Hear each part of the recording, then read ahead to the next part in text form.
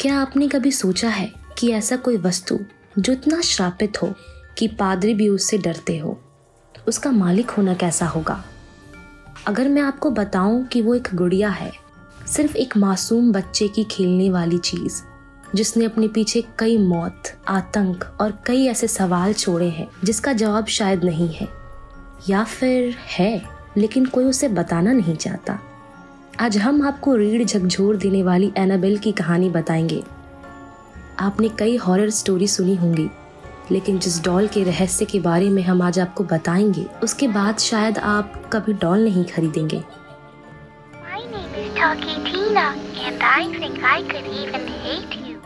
ये कहानी दुनिया की सबसे डरावनी अजीब डॉल की कहानी है।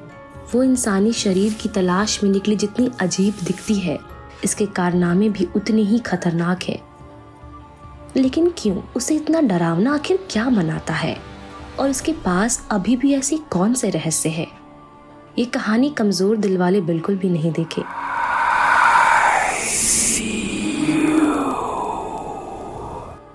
उन्नीस 1970 में शुरू हुई ये कहानी जब एक यंग नर्स डोना, जी हाँ, ये नाम आपने पहले भी सुना होगा, और इस पर कई मूवीज भी बनी है। बता दें कि ये कहानी उतनी ही सच है जितनी कि आप और हम। जॉनी नाम के घर के पीछे के हिस्से में एक डॉल मिलती है, जिसके बाद जॉनी ने अपने आसपास के पड़ोसियों से उस डॉल के बारे में पूछताछ की कि शायद ये डॉल किसी बच्चे का हो। लेकिन हैरानी की बात तो ये है कि सबने उस डॉल को पहचानने से इनकार कर दिया, कि मानो उन्होंने ऐसी डॉल कभी देखी ही नहीं थी। उसके बाद मार्शेला, जॉनी की बेटी, जो महज सिर्फ 13 साल की होती है, उसे ये डॉल बहुत पसंद आ जाती है और वो इससे अपने साथ रख लेती है, और एक अजीब सा अट्रैक्शन उस डॉल के साथ बन जाता है, और सारा दिन मार्शेला उस डॉल के साथ रहने लग जाती है। धीरे धीरे जॉनी को भी ये बात अजीब लगने लगती है, इतना ज्यादा कि वो बिल्कुल भी उस डॉल को खुद से अलग नहीं कर पाती थी। हर जगह वो उस डॉल को अपने साथ रखती थी। एक दिन अजीब हुआ, वो डॉल घर से अचानक गायब हो जाती है, जिसके बाद मार्शेला उससे बहुत ढूंढती है पर वो नहीं मिलती,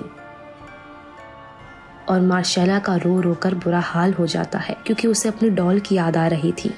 उसके बाद मार्शेला को एक खतरनाक बीमारी हो जाती है, जिससे उसकी तबीयत बिगड़ जाती है, और उसके बाद मार्शेला की मौत हो जाती है।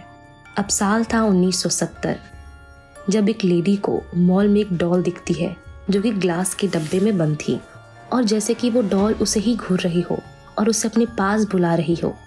उसकी एक बेटी थी जिसका नाम था डोना। उसकी माँ ने उसे उसके बर्थडे गिफ्ट में वो गिफ्ट किया था।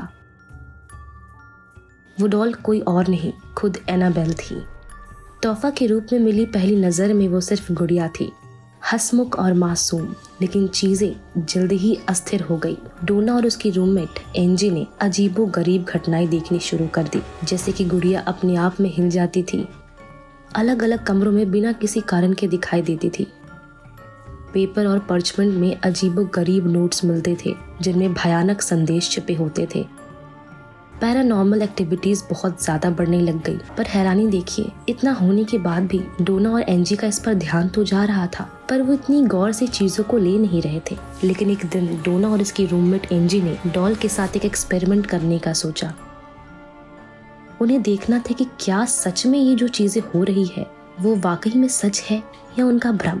उसके बाद एक डब्बे में दोनों ने एनाबेल को डाला और उसमें ताला लगा दिया, जिसके बाद हर रोज की तरह डोना और एंजी अपने अपने कॉलेज चली गई। लेकिन जब वो घर आई तो उसने जो देखा वो हैरान और दिल दहला देने वाला था। डॉल डब्बे से बाहर निकली हुई थी, जबकि डब्बे की चाबी डोना के पास थी। तो आखिर वो निकली कैसे? डोना ने देखा कि उसके रूम में हर जगह उसे एक मैसेज दिखने लगा है, हेल्प मी। लेकिन डॉल के सिवा तो घर पर कोई था ही नहीं। तो ये मैसेज आखिर लिखा किसने? वो भी किसी छोटी बच्ची की हैंडराइटिंग में, जैसे कि किसी दूसरे या तीसरे क्लास के बच्ची की हो। अब एक और अजीब इंसिडेंट हुआ। दोनों ने देखा कि डॉल के सीने और कमर में खून लगा हुआ था, जबकि उसके अलावा और कहीं भी खून के नामो निशान नहीं थे। अब डोना समझ गई थी कि डॉल के अंदर कोई आत्मा है।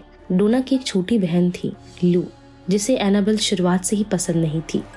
वे अक्सर एनाबेल की बुराई और उसे फेंकने के लिए कहा करती थी, पर डोना इस पर बिल्कुल भी विश्वास नहीं करती थी। पर एक दिन कुछ अजीब हुआ। लू को कमरे से डोना की चीखने की जोर जोर से आवाज आ रही थी। लू ने दरवाजा खोला और अंदर देखा तो डोना तो थी ही नहीं, अंदर सिर्फ डॉल एनाबेल बैठी थी।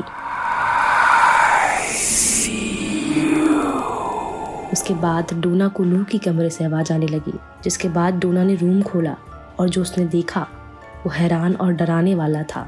जो लू है वो घायल पड़ी हुई थी, जिसके बाद लू को जल्दी से अस्पताल ले जाया गया। जिसके बाद लू ने खुद बताया था कि इस डॉल ने मुझे मारा है और लू की छाती पर 7 घाव मिले। एक रात जब डोना ने अपने एक दोस्त को घर पर बुलाया था, तब गुड़िया उससे घूर रही थी, लेकिन उसका दोस्त चाहते हुए भी हिल नहीं पा रहा था। उसे ऐसा फील हो रहा था कि मानो उसकी गर्दन को किसी ने जोर से जकड़ा हुआ है और वो सांस नहीं ले पा रहा है। ये बात उसने खुद कसम खाकर बताई, जिसके बाद डोना ने पैरानॉर्मल अन्वेषक एड और लॉरेन वॉरेंस की मदद ली और उन्हें बुलाया। जब उन्होंने एनाबेल से मुलाकात की तो वॉरेंस को पता था कि ये सिर्फ एक साधारण आत्मा नहीं है, ये एक शैतानी थी।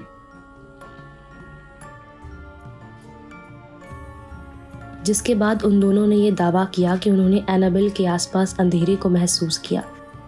उन्होंने बताया कि एक छोटी बच्ची और दानव इस गुड़िया के सहारे सबको तंग कर रहे हैं। इसके बाद वॉरेंस ने अपार्टमेंट में एक एक्सॉर्सिज्म किया और एनाबेल को अपने म्यूजियम में सुरक्षा के लिए लेकर गए। लेकिन इस म्यूजियम में आज भी एनाबेल वैसे ही पड़ी है और इस गुड़िया के आसपास कलीफेंगो, जिसमें संकेत है वार्निंग यानी कि चेतावनी। कृपया इसे बिल्कुल भी ना खोलें। वॉरेंस का म्यूजियम एनाबेल के लिए जेल बन गया। उसे एक सील्ड ग्लास के केस में बंद करके रखा गया है, जिसे अक्सर एक पादरी द्वारा आशीर्वाद दिया जाता था। लेकिन इसके बाद भी एनाबेल को शांति नहीं मिली। म्यूजियम में रहने वाले लोग एनाबेल का मजाक उड़ाया करते थे, जिसके कुछ दिन बाद उन्होंने भी अजीब सी घटनाओं को महसूस किया, जैसे खुद ब खुद बेहोश हो जाना या एक्सीडेंट हो जाना। और साल 2020 में सोशल मीडिया पे एक अफवाह भी उड़ी थी कि एनाबेल अपने केज से गायब हो गई थी, जबकि ये खबर झूठ निकला। लेकिन ये झूठ और एनाबेल की एक बात तो साबित करती है कि एनाबेल का डर और खौफ आज भी उतना ही है जितना कि पहले था, क्योंकि हर डरावनी चीज़ हमेशा खतरनाक नहीं, कभी कभी मुस्कुराहट लिए भी घूमती है, जैसे कि एनाबेला डॉल। तो कैसी लगी आपको आज की ये वीडियो, कमेंट सेक्शन में ज़रूर बताइएगा। ऐसे ही कहानी और किस्सों के लिए हमसे जुड़े और सब्सक्राइब करें हमारा चैनल अस्तित्व का रहस्य। धन्यवाद। My name is Turkey Tina, and I think I could even hate you.